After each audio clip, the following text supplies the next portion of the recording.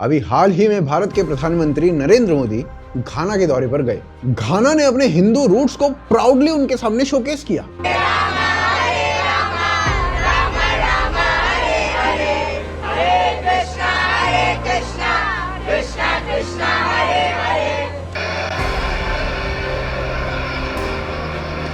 Honorable members, for that, the love for the country of India, its people and its culture. पर फिर यहाँ पर सवाल ये उठता है कि जिस देश की 90% पॉपुलेशन अब्राहिमिक रिलीजन को फॉलो करती है, वो आखिर हिंदुइज्म को इतने अच्छे से कैसे शोकेस कर पा रहा है? तो ना इसका जवाब है घाना में हो रही हिंदू रिसर्जेंस।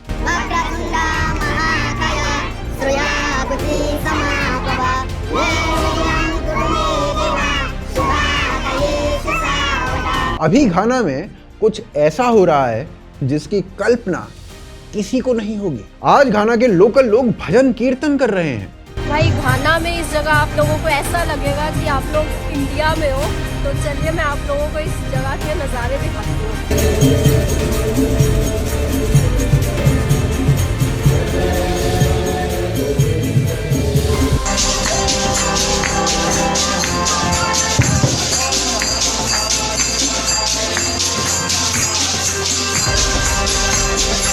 हवन और आरती की जा रही है।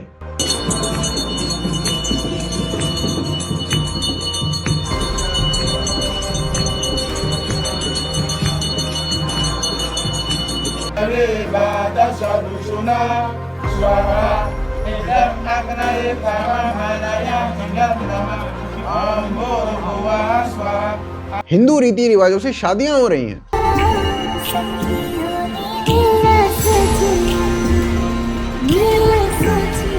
रामलीला कंडक्ट कराई जा रही हैं। गणेश चतुर्थी मनाई जा रही है।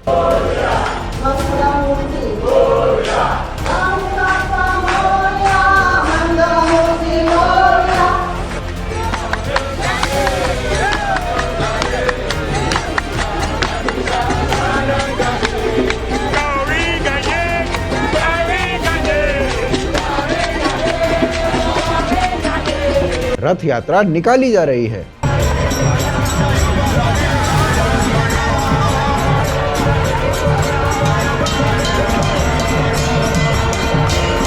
विश्वकर्मा पूजा हो रही है।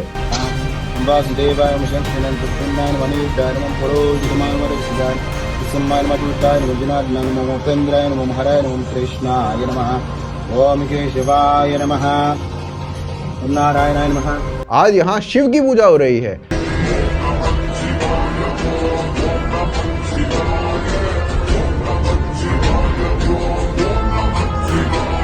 आज यहाँ दुर्गा माता को पूजा जा रहा है। गणपति की भी पूजा हो रही है।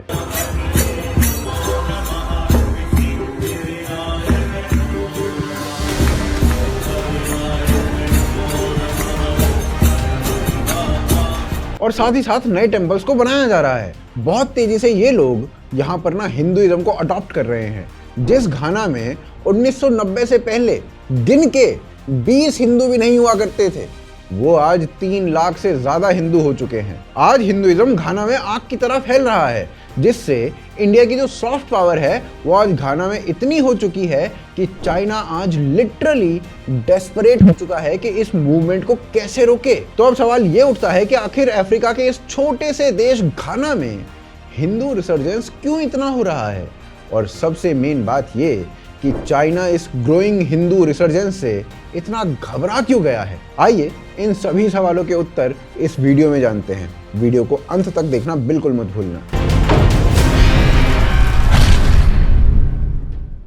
देखिए, आज घाना ना अफ्रीका का 13वां सबसे पॉपुलेटेड कंट्री है। इसकी पॉपुलेशन की बात करें ना तो यहाँ पर करीब 3.4 करोड़ लोग रहते हैं, जिनमें से 2.4 करोड़ यानी कि 71% लोग क्रिश्चियनिटी को फॉलो करते हैं। तो वहीं 60 लाख लोग यानी कि 20% पॉपुलेशन जो है वो इस्लाम को फॉलो करती है। लेकिन हमेशा से ऐसा नहीं था। इनफैक्ट जब आप घाना के इतिहास को देखते हो ना तो आपको पता चलेगा कि पहले यहाँ पर इंडिजीनियस रिलीजन्स और एनिमिज्म को माना जाता था। यहाँ पर रहने वाली ट्राइब सबसे पहले नेचर वर्शिपर हुआ करते थे। यहाँ की अलग अलग एथनिक ट्राइब्स जैसे कि अकान, मोल डाकबानी, ईव, गुआन अपने अपने तरीकों से धरती, नदियों, पेड़ों, पूर्वजों और आत्माओं की पूजा करती थी। इन सब के ना अलग अलग देवता होते थे, जैसे कि वर्षा के देवता, धरती माता, अग्नि देवता, एक्सेट्रा एक्सेट्रा। इनफैक्ट ये लोग जो है ना वो फायर को, अग्नि को काफी सैक्रेड मानते थे। साथ ही साथ ये लोग जो है ना पुनर्जन्म और आत्मा जैसे कॉन्सेप्ट में भी विश्वास रखते थे। हर गांव, हर कबीला अपने देवताओं और एंसेस्टर्स की स्पिरिट से जुड़ा रहता था। हर ट्राइब का ना एक टोटम एनिमल होता था जिसको लोग बहुत पवित्र मानते थे।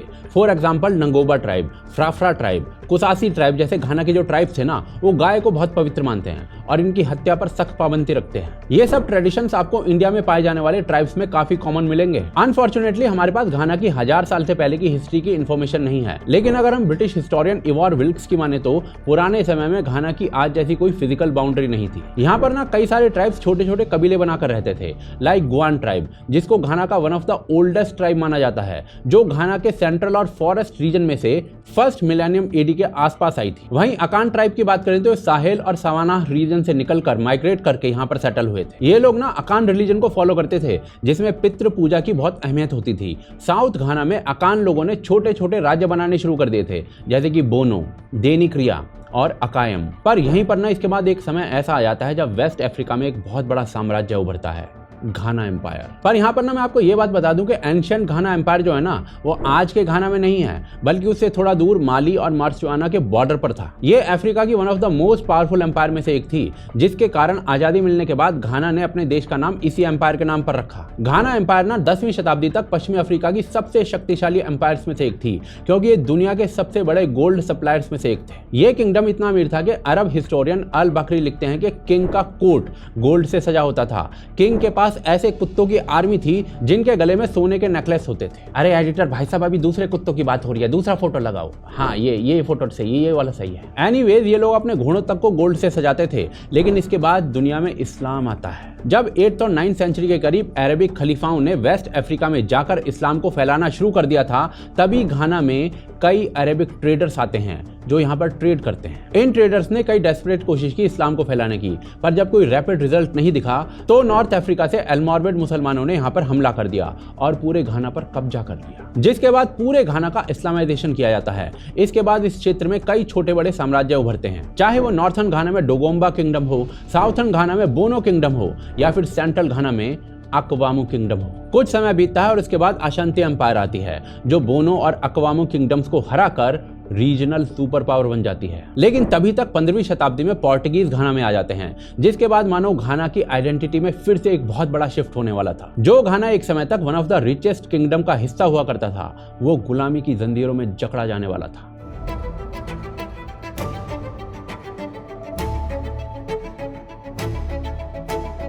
शुरुआत में पोर्टुगीज केवल ईस्ट इंडिया कंपनी की तरह केवल ट्रेड करने आए थे, लेकिन बाद में एक एक करके घाना के कोस्टल क्षेत्रों पर कब्जा करने लगे। पोर्टुगीज ने 1482 में अल्मीना कैसल बनवाया। पोर्टुगीज ने कुछ पावरफुल ट्राइब्स के साथ संधियां कर ली और जो वीकर ट्राइब्स थे ना वहां के, उनके लोगों को पकड़कर स्लेव बनाया जाने लग गया। लाखों अफ्रीकी पुरुषों, महिलाओं और बच्चों को अटलांटिक के पार शिप्स में भरकर अमेरिका और कैरेबियन भेजा जाने लग गया। पोर्टुगीज ने 150 से ज्यादा सालों तक घाना पर कब्जा जमाया, लेकिन इसके बाद 1598 में डच आते हैं जो पोर्टुगीज को रिप्लेस कर देते हैं और 1642 में अल्मीना कासल भी उनसे ले लेते हैं। लेकिन फिर ना 1800 के करीब में ब्रिटिशर्स घाना आते हैं और वो बहुत ही कम समय में घाना को कोलोनाइज कर देते हैं। उन्होंने घाना के रिसोर्सेज को एक्सप्लॉइट करने के साथ साथ यहाँ पर रैपिड क्रिश्चियनाइजेशन करना भी शुरू कर दिया था। ब्रिटिश मिशनरीज ने घाना के अंदर चर्चेज, स्कूल, प्रेइंग हॉल्स ये सब खोल डाले थे। घाना के इंडिजिनियस बिलीफ्स को अंधविश्वास और पाप कहकर खत्म करवाया गया। लोगों को क्रिश्चियनिटी अडॉप्ट करने पर मॉनेटरी इंसेंटिव्स दिए गए। ब्रिटिश एजुकेशन सिस्टम ने इंग्लिश भाषा, वेस्टर्न हिस्ट्री और बिब्लिक एथिक्स को फैला डाला और इन सब चीजों से ना घाना की एक बहुत बड़ी आबादी अपने इंडिजिनियस बिलीफ्स को छोड़कर क्रिश्चियनिटी अपना रही थी। इस समय तक घाना के अंदर अशांति ट्राइब ही इकलौती ऐसी ट्राइब बची थी जो इंडिजिनियस रिलीजन को फॉलो कर रही थी, जिसने ब्रिटिशर्स के सामने झुकने से मना कर दिया था। और इसके बाद ना ब्रिटिशर्स का इनसे 4 बार भीषण युद्ध हुआ, जिसमें अल्टीमेटली जीत ब्रिटिशर्स की हुई और इनका घाना से सफाया हो गया। सन 1900 तक घाना पूरी तरीके से ब्रिटिशर्स का गुलाम बन चुका था। ब्रिटिशर्स ने घाना के अंदर रिसोर्सेज, स्पेशली उनका गोल्ड, सब छीन लिया और जब एक्सप्लॉयटेशन हद से ज्यादा बढ़ गई ना, तो घाना के लोगों ने ब्रिटिशर्स के खिलाफ बगावत छेड़ दी। सेकेंड वर्ल्ड वॉर के बाद ब्रिटेन काफी वीक हो चुका था, जिसके कारण घाना ने अपने रेजिस्टेंस को और एग्रेसिव कर दिया। यूनाइटेड गोल्ड कॉस्ट कन्वेंशन और फिर कन्वेंशन पीपल्स पार्टी का गठन हुआ। क्वामे क्रुमा, जो कि सीपीपी के नेता थे, उन्होंने घाना फ्रीडम मूवमेंट को कभी शांत नहीं होने दिया और इसका नतीजा यह हुआ कि 6 मार्च 1957 को ब्रिटिशर्स ने घाना को इंडिपेंडेंट घोषित कर दिया, जिसके कारण घाना अफ्रीका का 9th इंडिपेंडेंट कंट्री बन गया। इस पूरी कहानी में हम ये समझ गए कि घाना में पहले इस्लाम आया, फिर क्रिश्चियनिटी फैली। दोनों के फैलने की कहानी में जोर जबरदस्ती थी, पर घाना में हिंदुइज्म जो सबसे तेजी से बढ़ रहा है ना आज, उसकी कहानी कुछ और है।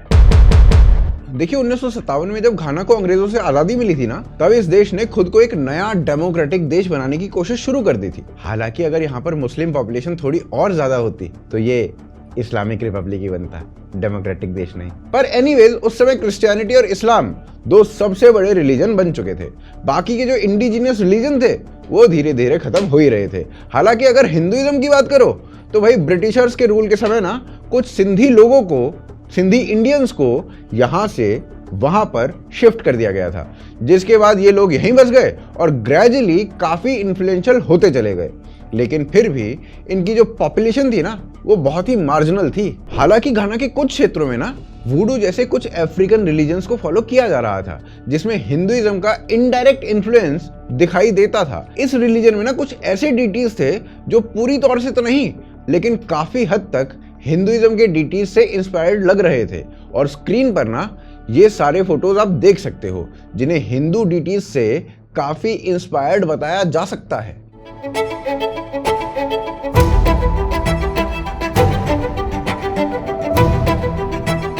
दम्बाला डीटी के अलावा मामीवटा करके ना एक और डीटी हैं जो अफ्रीकन रिलीजन के अंदर आते हैं, लेकिन उनके जो कैरेक्टरिस्टिक्स हैं वो लॉर्ड शिवा से, वो भगवान शिव से बहुत मिलते जुलते हैं। I would love rather if we could look at Mamiwata. Okay. It's called Mamiwata. That's the name? Yes. Mamiwata is a spirit, a water spirit. And if I would show you her picture, and you would look at it, you would even think it's not a her. I mean, what makes it's Shiva for us. पर देखिए ये सब कुछ ना बहुत indirect inspiration बताए जाते हैं, और इस सब के बावजूद घाना में इस समय तक हिंदू धर्म का अस्तित्व ना के बराबर था, बिल्कुल ना के बराबर। लेकिन 1970s के बाद घाना की तस्वीर बदलने वाली थी, और इसका कारण था एक स्थानीय व्यक्ति, केवल एक स्थानीय व्यक्ति, जिसका नाम था वेसी एसल। वेसी एसल का जन्म एक ईसाई परिवार में हुआ था, लेकिन बचपन से ही उनके मन में धर्म और जीवन को लेकर एक गहरी सोच थी। वो सिर्फ चर्च जाने या बाइबल पढ़ने तक सीमित नहीं थे, बल्कि वो आत्मा, जीवन का मकसद और ईश्वर, ये सभी क्या हैं, इन जैसे सवालों का जवाब ढूंढना चाहते थे। ईसाई धर्म की पढ़ाई और चर्च में समय बिताने के बावजूद भी ना उन्हें इन प्रश्नों के साफ साफ उत्तर नहीं मिल पा रहे थे। ये जो अधूरी समझ थी ना, ये उनके मन में एक और गहराई से सोचने की जरूरत को पैदा कर रही थी, और धीरे धीरे उन्हें बाकी की धर्मों की पढ़ाई के लिए भी प्रेरित कर रही थी। उन्होंने इस्लाम, जुडाइज्म, ज़ोरास्ट्रियनिज्म, इन सभी को पढ़ा, और फिर उनकी नजर पड़ी हिंदू धर्म के ऊपर। भारत में छपे हुए कुछ धार्मिक ग्रंथों के अंग्रेजी अनुवाद उन्हें मिले, जैसे भगवद गीता, मुंडक उपनिषद या फिर पतंजलि योग सूत्र। इन सभी को उन्होंने पढ़ा, और इनको पढ़ने के बाद उनके सोचने का तरीका पूरी तरीके से बदल गया। इन ग्रंथों में उन्होंने ना एक ऐसी फिलॉसफी को पाया जो लॉजिक बेस्ड थी। वैसी को लगा कि यही वो सोच है जिसकी उन्हें तलाश थी, और एक ऐसा धर्म जो सवालों को दबाता नहीं है बल्कि उन्हें सोचने के लिए और प्रेरित करता है। इस बौद्धिक आकर्षण के चलते ना उन्होंने भारत आने का निर्णय किया, और 1970 के दशक के बीचों बीच वेसी एसल भारत पहुंच जाते हैं। भारत पहुंचते ही सबसे पहली जगह जहां वो जाते हैं वो होती है ऋषिकेश, और ऋषिकेश के डिवाइन लाइफ सोसाइटी नामक आश्रम में वो रहने लगते हैं। यहाँ उनकी मुलाकात होती है स्वामी कृष्णानंद सरस्वती जी से, जो कि ना उस समय उस आश्रम के प्रमुख हुआ करते थे। वैसी ने आश्रम में रहकर योग, ध्यान और शास्त्रों की पढ़ाई शुरू कर दी। कई सालों की मेहनत के बाद उन्होंने दीक्षा ली, और उनका नया नाम रखा गया स्वामी घानानंद सरस्वती। अब घानानंद जो थे वो भारत से वापस घाना चले जाते हैं। उनका उद्देश्य साफ था, वो अपने देश के लोगों को भी ना इस ज्ञान से जोड़ना चाहते थे। उनके वापस लौटने के बाद घाना की राजधानी आक्रा में ना एक मंदिर का निर्माण किया जाता है, जिसका नाम रखा जाता है अफ्रीकन हिंदू मोनेस्ट्री। ये ना वेस्ट अफ्रीका का ऐसा पहला हिंदू मंदिर था जिसे किसी भारतीय ने नहीं बल्कि एक लोकल व्यक्ति ने शुरू किया था। इस मंदिर में शिव, पार्वती, कृष्ण, राम, काली और गणेश इन सभी की पूजा होती थी। ये जो मंदिर था ना, ये एक शिक्षा का केंद्र, योग अभ्यास का केंद्र और सांस्कृतिक कार्यक्रमों का स्थान भी बन चुका था। यहाँ नियमित रूप से ध्यान, योग, भगवद गीता की कक्षाएं चलती रहती थी और धर्म के ऊपर चर्चा होती रहती थी। धीरे धीरे आगरा में रहने वाले जो स्थानीय लोग थे, खासकर छात्र, शिक्षक या नौकरी पेशे वाले लोग, वो इस संस्था से जुड़ने लगते हैं। अब घानानंद ने ना तेजी से कई घाना के निवासियों को हिंदू धर्म की दीक्षा दी और उन्हें हिंदू बनाना शुरू कर दिया। घानानंद ने फिर घाना के अन्य क्षेत्रों जैसे कुमासी, केप कोस्ट या फिर ताकुराडी, इन सभी में भी मंदिर स्थापित करने शुरू कर दिए। इस तरीके से कुल 5 मंदिर स्थापित हुए, जिनसे ना हजारों लोग जुड़े। और यहाँ पर ना सबसे खास बात ये थी कि ये सभी लोग जो जुड़ रहे थे, वो हिंदू धर्म को ना किसी मजबूरी में या किसी लालच में नहीं अपना रहे थे, बल्कि पूरी तरीके से स्वेच्छा से अपने खुद के विचारों और सोच के आधार पर ही अपना रहे थे। 1990 तक अफ्रीकन हिंदू मोनेस्ट्री एक प्रसिद्ध और मान्यता प्राप्त संस्था बन चुकी थी। इनके अनुयायी अब दिवाली, जन्माष्टमी, रामनवमी, नवरात्रि इन जैसे त्योहार जो थे ना, वो घाना में अति उत्साह से मनाने लगे थे। अब इसके बाद घाना में इस्कॉन बहुत एक्टिव हो जाता है।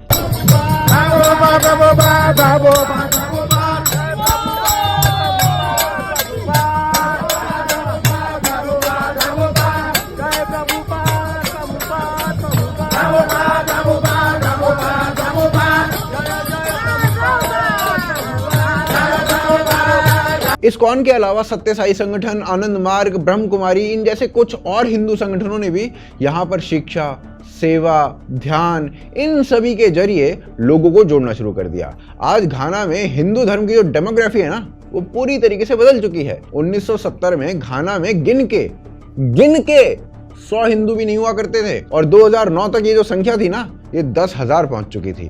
2010 में ये बढ़कर 25,000 हो गई थी और न्यूज़ 9 की इस रिपोर्ट के अनुसार ना 2020 तक ये जो संख्या है 2.5 लाख से ज्यादा हो चुकी है, जो कि घाना की पॉपुलेशन का ना 1% हिस्सा है। 1%। 1976 में घाना में केवल सिर्फ 24 अफ्रीकी हिंदू थे।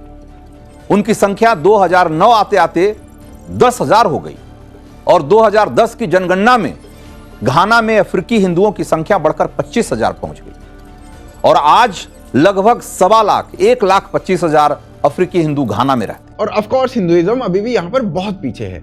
पर सोचिए कि ये जो सब कुछ हुआ है ना, ये बिना तलवार उठाए, बिना चावल की बोरी बांटे, इतनी तेजी से अपने आप हो चुका है। अगर आप यूनेस्को की रिसेंट रिपोर्ट उठाओ ना, तो उसके अनुसार आज हिंदुइज्म घाना का सबसे तेजी से बढ़ने वाला धर्म बन चुका है। घाना ब्यूरो ऑफ स्टैटिस्टिक्स के अनुसार 2010 से 2020 की जो रिपोर्ट है वो बताती है कि इस 10 साल की अवधि में हिंदू धर्म की वृद्धि दर सभी धर्मों की तुलना में सबसे अधिक रही है। आज घाना के लोकल लोग भजन कीर्तन कर रहे हैं। भाई घाना में इस जगह आप लोगों को ऐसा लगेगा कि आप लोग इंडिया में हो, तो चलिए मैं आप लोगों को इस जगह के नज़ारे दिखाती हूँ।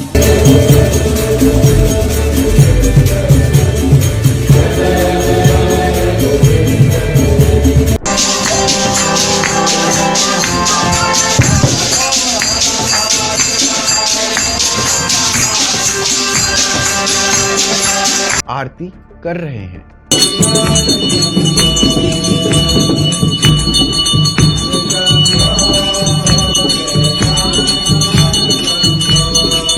हिंदू रीति रिवाज में शादियां कर रहे हैं।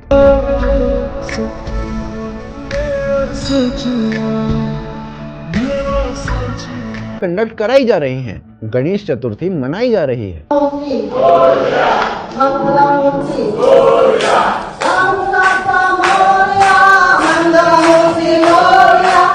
That is the place that Ganesh विसर्जन हो रहा है, विश्वकर्मा की पूजा हो रही है।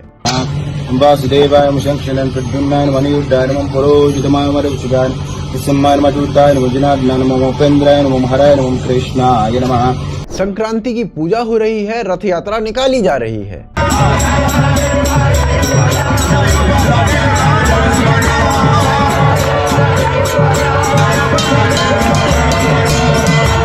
साथ ही नए टेम्पल्स का निर्माण हो रहा है।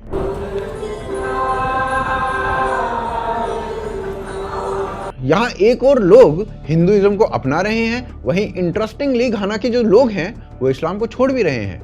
भले ही नंबर इतना छोटा हो कि घाना की जो डायनेमिक्स है उसमें कोई बहुत बड़ा बदलाव देखने को नहीं मिल रहा है, पर इतना जरूर है कि जिस धर्म का 1970 में कोई अस्तित्व तक नहीं था, आज घाना की कैपिटल सिटी में ये धर्म आग की तरह फैल रहा है। और ये ना इंडिया को एक ऐसी सीक्रेट पावर देने वाला है जिससे कम से कम चाइना तो बिल्कुल खुश नहीं होगा।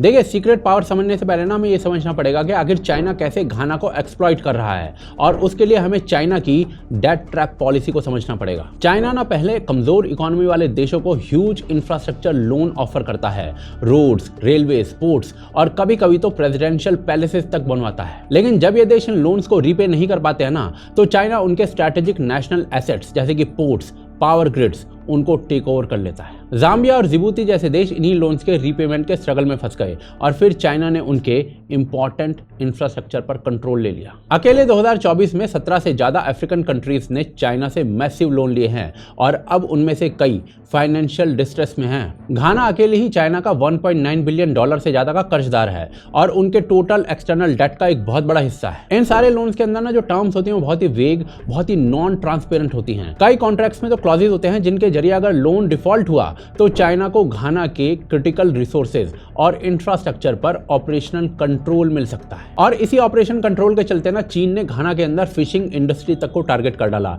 जिसमें फॉरेनर्स तक का आना तक मना था। उसे चाइनीज कंपनीज ने घाना के लोकल नाम से कंपनीज खोल के एक्सप्लॉइट कर दिया। लोगों को कंपनीज का लोकल नाम देखकर लगा कि वे लोकल है, पर माल चाइनीज लूट गए। हर साल घाना को 50 मिलियन का लॉस हो रहा है, जिससे स्कूल, हॉस्पिटल, रोजगार सब हो सकता था। और इस पर चाइनीज कंपनीज ना कंपनसेशन की बजाय उनको टॉर्चर कर रही हैं। बीबीसी की एक 2020 की डॉक्यूमेंट्री में दिखाया गया था कि कैसे चाइनीज कैप्टन्स घानियन वर्कर्स के साथ फिजिकली अब्यूज कर रहे हैं, स्टारवेशन और स्लेवरी जैसा बिहेव कर रहे हैं। कई घाना के लोगों को थप्पड़ मारा गया, खाना खाने को नहीं दिया गया, ज्यादा काम करवाया गया। कभी घानियन वर्कर्स को मार पीट कर समंदर में फेंक दिया जाता था, कभी गला काट दिया गया। तो भाई साहब, कभी चाइनीज इनको तब तक मारते थे जब तक वो खून की उल्टियां नहीं करने लगते थे। चाइना के घानियंस के खिलाफ इनह्यूमन टॉर्चर के बारे में आपको इंटरनेट पे बहुत सारी डिटेल्स मिल जाएंगी, आप एक बार खोल के देखिएगा उसे। और अब जो चाइना है ना, वो घाना के गोल्ड रिजर्व्स को भी एक्सप्लॉइट करने पर तुल गया है। लॉज के अनुसार फॉरेनर्स के लिए घाना में स्मॉल स्केल माइनिंग बैन है, लेकिन उसके बावजूद भी हजारों चाइनीज इलीगल तरीके से फॉरेस्ट, रिवर बैंक्स और फार्मलैंड्स में माइनिंग कर रहे हैं। चाइना की इस इलीगल माइनिंग को घाना में ग्लाम से कहा जाता है, जिससे घाना की वाटर बॉडीज लिटरली बर्बाद हो रही हैं। घाना वाटर कंपनी ने वार्न किया है कि 60% से ज्यादा वाटर बॉडीज जो है ना, अब वो मरकरी, साइनाइड और हैवी मेटल से टॉक्सिक हो चुकी हैं। जहां जो पानी पहले पीने और खेती के लिए यूज होता था ना, अब वहां पर केमिकल फिल्ड स्लज बह रहा है। और इन सब चीजों के कारण ना घाना में चाइनीज के लिए काफी नेगेटिव सेंटिमेंट्स डेवलप हो रहे हैं। घानियन राइटर्स कोर्सी बेंजामिन ने तो ओपनली कहा है कि China is the modern day Shylock. Shylock ना बेसिकली शेक्सपियर की कहानियों का कैरेक्टर है, जिसने पैसे ना चुकाने पर एंटोनियो से उसका खाना ही मांग लिया था। आज घाना के अंदर चाइनीज के खिलाफ प्रोटेस्ट हो रहे हैं,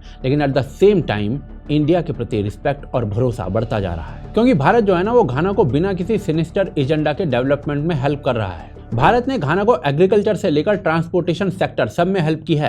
एयरटेल घाना को टेलीकॉम सर्विसेज प्रोवाइड करता है। भारत ने पैन अफ्रीकन ई नेटवर्क प्रोजेक्ट घाना में लॉन्च किया है। इस प्रोजेक्ट ने Indian schools like DPS, universities like SIIMT और हॉस्पिटल्स को डिजिटली घाना के साथ कनेक्ट किया है। एनर्जी के सेक्टर में भी भारत काम कर रहा है और घाना को इंटरनेशनल सोलर अलायंसेस में भी इंक्लूड किया गया है। भारत ने घाना को कभी सिर्फ एक बायर या ट्रेडर नहीं समझा है, बल्कि एक डेवलपमेंट पार्टनर माना है। और इसी वजह से ना आज भारत को ग्लोबल साउथ के लीडर के रूप में देखा जाने लगा है। इनफैक्ट घाना को भी भारत ने अब तक $450 मिलियन से ज्यादा का सॉफ्ट लोन दिया है, जिससे स्कूल्स, रोड्स, एनर्जी प्रोजेक्ट्स बन रहे हैं। सॉफ्ट लोन का मतलब जिसमें इंटरेस्ट काफी कम होता है और लोन चुकाने की अवधि भी थोड़ी लीनियंट रखी जाती है। इसके अलावा भी ना भारत पहला देश है जिसने अफ्रीकन यूनियन को G20 का परमानेंट मेंबर बनाने की ऑफिशियल डिमांड रखी है। ये सिग्नल था कि भारत जो है ना, अफ्रीका के साथ इक्वल पार्टनरशिप चाहता है, डोमिनेंस नहीं चाहता। और इससे भारत की सॉफ्ट पावर अफ्रीका में तेजी से बढ़ रही है, जिसे आप नरेंद्र मोदी के घाना विजिट में देख ही सकते हो। उन्हें किस तरीके का वेलकम दिया गया है और कैसे इंडियन कल्चर को शोकेस किया गया है।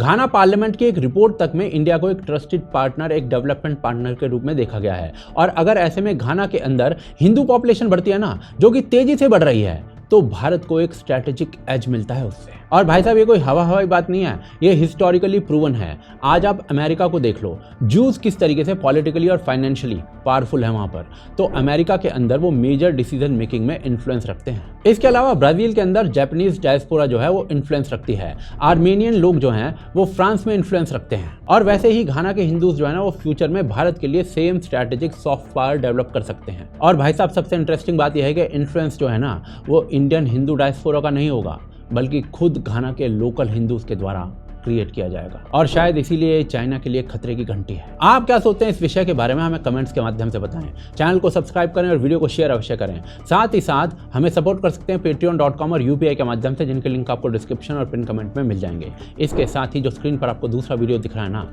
इसको जरूर देखें। पुनः मिलते हैं अगले एपिसोड में।